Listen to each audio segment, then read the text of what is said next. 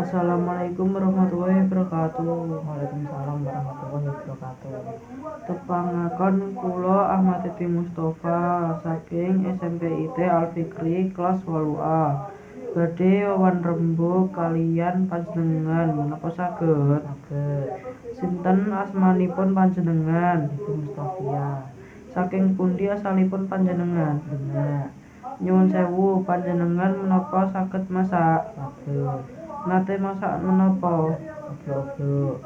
Menapa bahanipun? Tempe, teri, waloh, landing, lombok, dandang-dandang, uyah mutu, gulu pasir, Kados pundi masakipun? metesen, Nate disade menapa mboten? boten, Alhamdulillah matur nuwun awit saking wawan rembugipun nggih. Kula badhe nyuwun pamit. Wassalamualaikum warahmatullahi wabarakatuh. Waalaikumsalam.